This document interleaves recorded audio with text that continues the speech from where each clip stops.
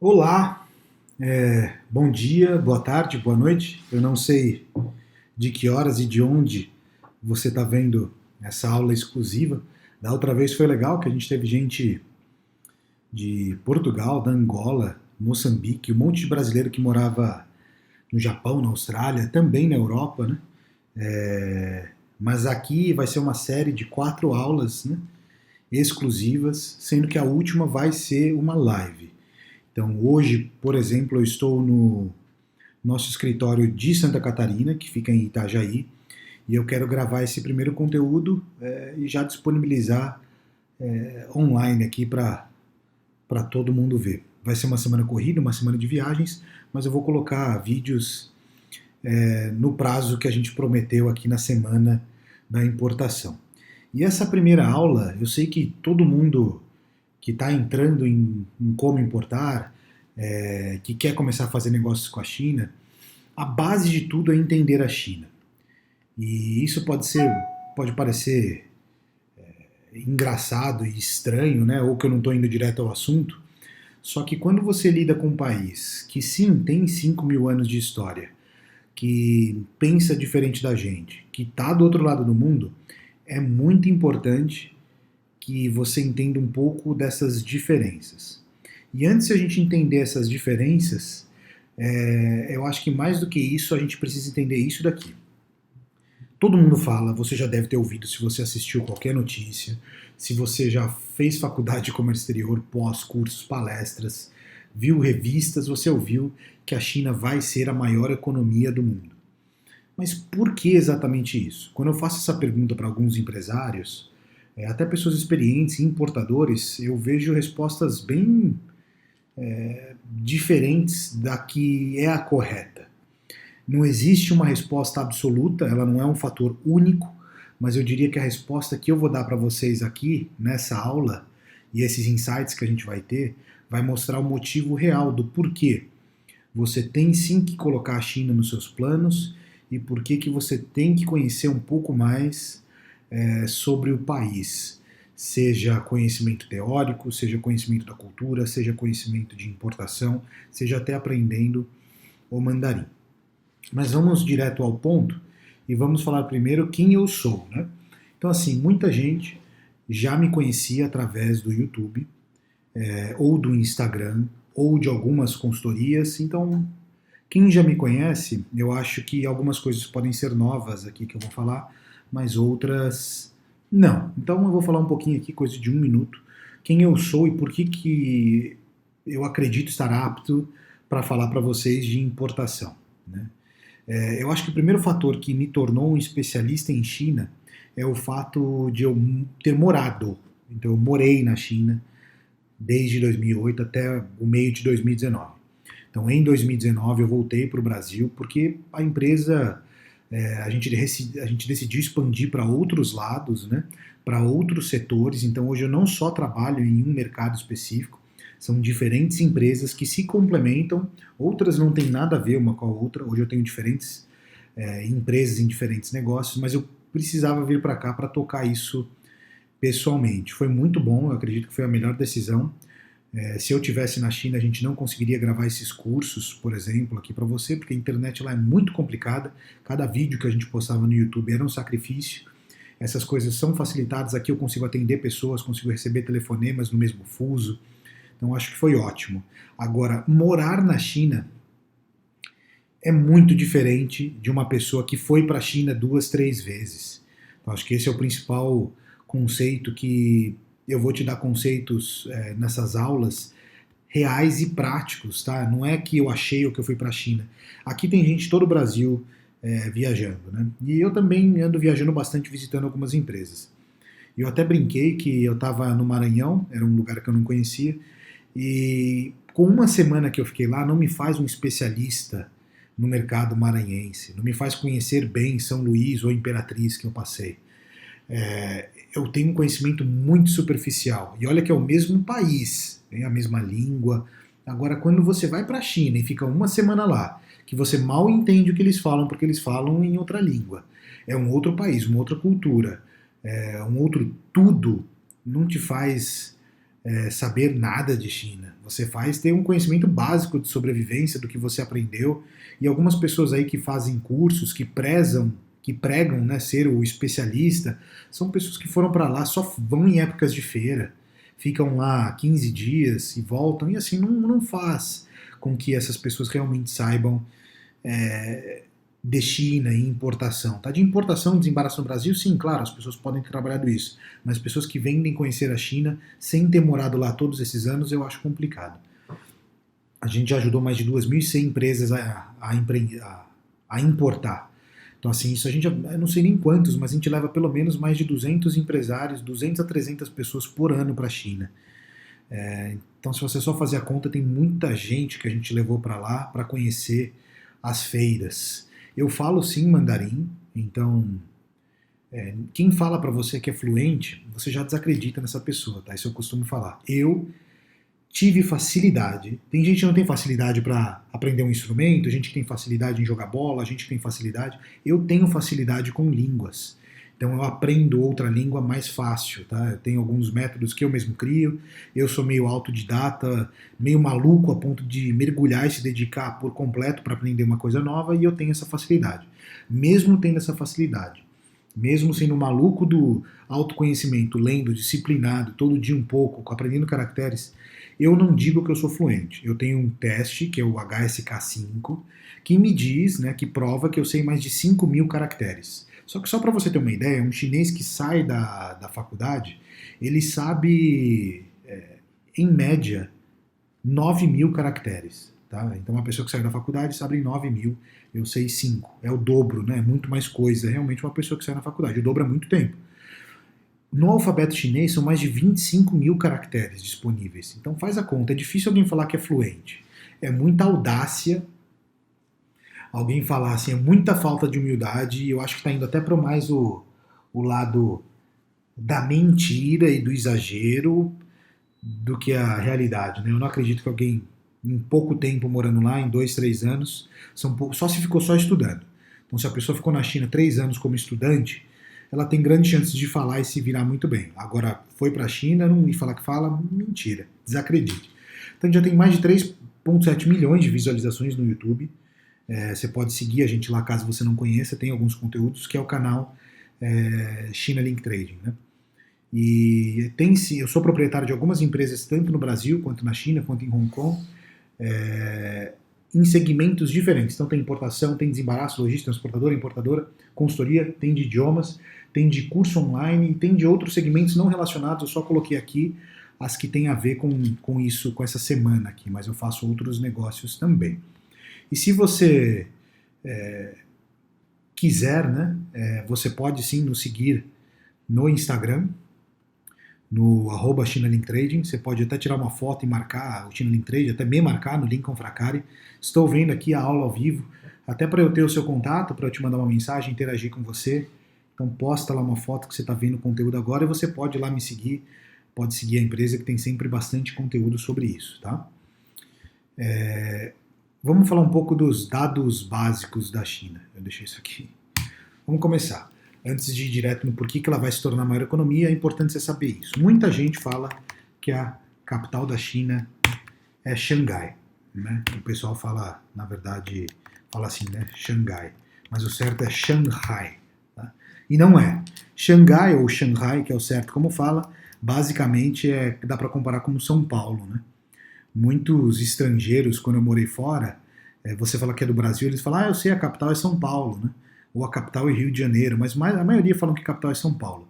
Então, parecido com o modelo Brasil, que São Paulo é a capital dos negócios, como está Xangai, Pequim é a capital do país e é uma capital política como Brasília. E você pode escutar dois nomes, tá? Você pode escutar tanto Pequim como você pode escutar Beijing. Então, em inglês, na verdade, fica Beijing e em português ficaria Pequim. Ambos nomes estão populares, até o Peking ficaria em inglês também, que eu já vi gente falando. Língua. Existem muitos dialetos, sim, é verdade. Existem muitos dialetos diferentes. E quando eu digo dialetos, não é sotaque português do Brasil e português de Portugal, que já é difícil de entender dependendo da localização aí. Eu não estou falando nem disso. São línguas diferentes mesmo, como se fosse português e italiano. Então, algumas coisas talvez seriam similares, mas outras não teriam nada a ver, você não iria conseguir entender. Então, a língua oficial da China é o mandarim, é a língua oficial. Então, se você foi para a escola, você fala mandarim. Na TV, nas rádios, na televisão, rádio, e a maioria das redes oficiais usa mandarim. Então, se você aprende ou quer falar com os chineses, mas e cantonês, e os outros dialetos? Existem sim, mas você aprende o mandarim direto, tá? População da China, deixa eu fechar meu e-mail aqui. População da China, né? 1,4 bilhões de pessoas. E estimativas dizem que são mais de 1,6 bi, tá? O oficial é 1,4, mas estimativas falam que é mais de 1,6. Então, assim, 1,6 bilhões de pessoas é muita gente, né? Dá alguns Brasil, vários países Brasil dentro, assim, né? Moeda. Moeda vocês vão escutar alguns nomes, eu vou escrever aqui para eles. O primeiro é o RMB, que é como eles vão falar para você, eles vão usar essa sigla aqui, que é o renminbi. Renminbi em chinês significa moeda do povo, então esse seria como a gente fala real. Mas se você pegar nas moedas internacionais, ou se você quer ver a cotação, você vai ver como CNY. É a mesma maneira que o Brasil fica BRL, né? Fica Brazilian Real. Então, a China também tem um, que é o Chinese Yuan. Então, repare que não é Yen, que é igual no Japão. É o Yuan. Né? Então, tem ou Renminbi ou Yuan, você vai ouvir os dois. E é interessante lembrar que agora, na data desse vídeo, R$1 está mais ou menos, pode ser para mais ou para menos, tá? 1,75 Yuan. Né? Quando eu fui para a China em 2008, R$1 valia 4 Yuan. E assim, mudava muito o valor, né? Porque você tinha R$1 aqui, você tinha 10 mil reais, você ia com 40 para lá. Se tinha 100, você tinha 400. Então o dinheiro valia muito mais. O real se desvalorizou muito nesse decorrer do tempo. E o Yuan praticamente se manteve estável porque eles manipulam um pouco o câmbio. E agora alguns mitos, tem vários, né? Alguns mitos básicos aqui, eu deixei escrito em mandarim só para eu lembrar. Daria para a gente entrar dentro e falar um pouco mais sobre a China, mas eu não vou entrar nisso. Eu só quero tirar esse mito que eles não comem carne de cachorro todos os dias. Então, assim, todo mundo brinca, assim, a piada que eu mais escuto, né? Não tem aquelas piadas de vó, né? Pra ver e pra comer. Pra ver ou pra comer, que você sempre escuta. Eu tenho a mesma piada que eu escuto com todo brasileiro que vai para lá, a gente vai comer em qualquer lugar, seja McDonald's, você pede qualquer carne que chega, a pessoa pergunta, não é carne de cachorro não, né? Então assim, essa é a primeira, e não, eles não comem carne de cachorro, isso sim acontece, foi em decorrer da guerra, eles não tinham o que comer, não tinha, e assim, no desespero as pessoas fazem coisas diferentes, só que acabou virando um costume, e sim, algumas pessoas ainda comem cachorro. Não é algo comum, a carne mais consumida é o porco, mas não é algo que todo lugar você vai encontrar. Você não vai comer carne de cachorro por engano, porque é uma carne cara. E não, eles não são todos os chineses que sabem Kung Fu. Então tem um rumor, né? Que todos os chineses sabem Kung Fu, apesar de ter nascido de lá, a cidade de Shaolin fica lá, tem aquele templo no meio da China, que inclusive é na cidade que começou o coronavírus, né? Que é perto de Wuhan, ali na província de Hubei, muito perto, tem um monte, que é aquele filme no Karate Kid 3, que o Jack Chan leva o filho do Will Smith para subir o morro, lá, né? Mas não são todos, a maioria não sabe, a arte marcial, a violência não está muito presente lá, eles não veem isso como algo super especial, né? E aí eu quero falar para vocês que a China não é o Brasil.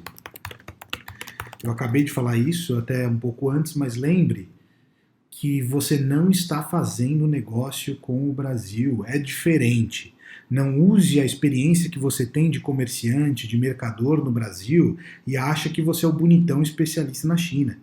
Então é meio chato esse termo, mas baixa a bolinha e finge que você está aprendendo agora. A China é diferente, presta atenção em quem já tem experiência, escuta conselho de um, escuta conselho de outro, vai pisando com cautela.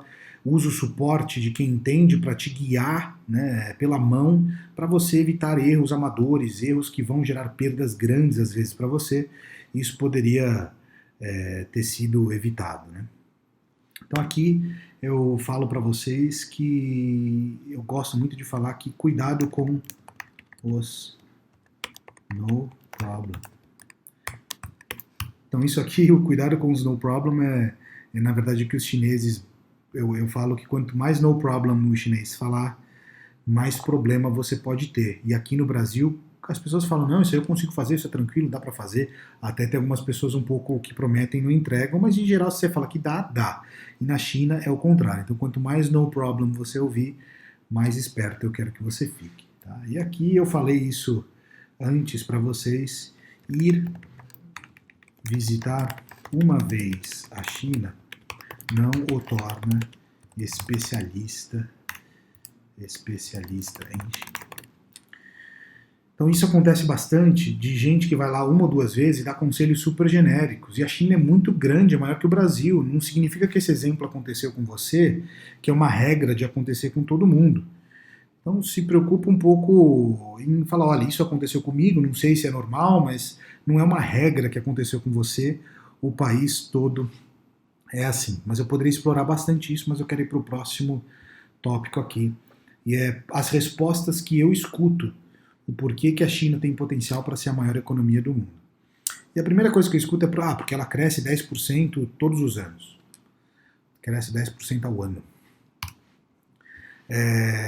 Porque o governo é comunista e pode tomar decisões de longo prazo. Porque eles trabalham com mão de obra escrava. Porque eles trabalham 24 horas por dia. Porque eles pagam pouco imposto. Assim, a vasta seriam essas três primeiras que eu escuto.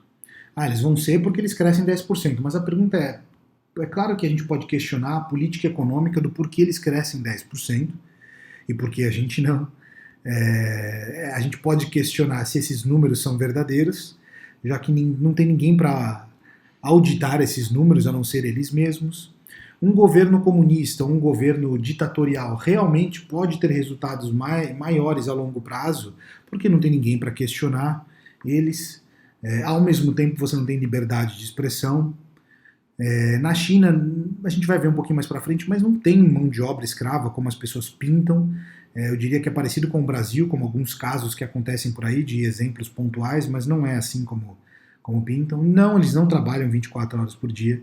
E lá, sendo bem sincero, não é bem assim. Não tem pouco imposto, não. Na verdade, o imposto é muito alto no comércio nacional. Você só tem um benefício muito grande para operações de exportação.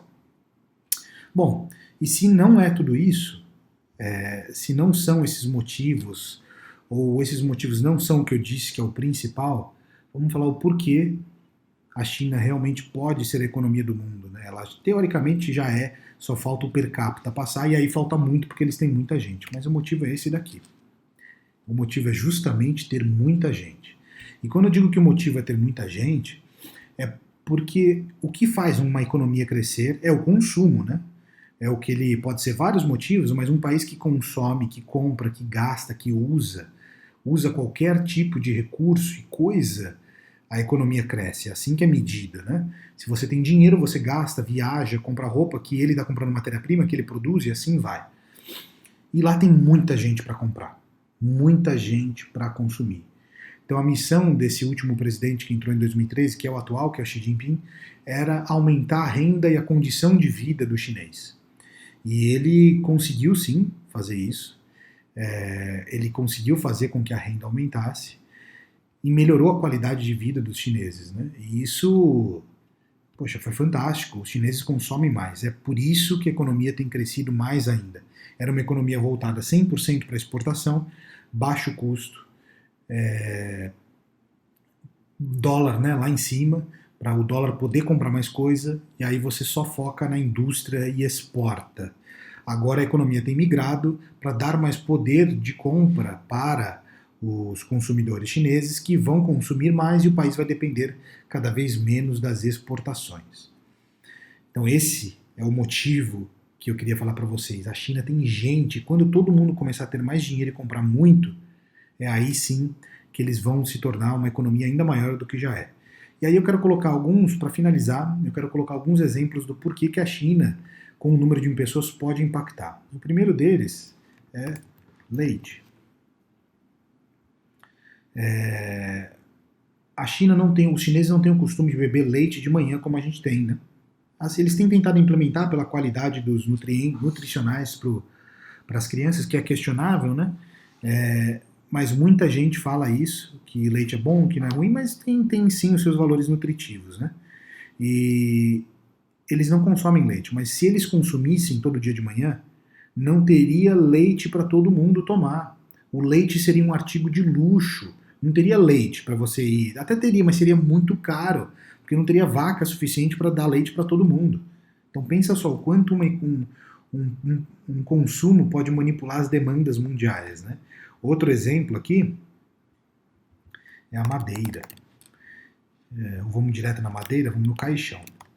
Os chineses eles não enterram, eles não fazem um enterro igual a gente em caixão de madeira, né, no cemitério. É um crematório, então você crema as pessoas quando elas morrem. Mas se eles enterrassem, também iria afetar o preço dos móveis do mundo inteiro. Ia deixar tudo mais caro.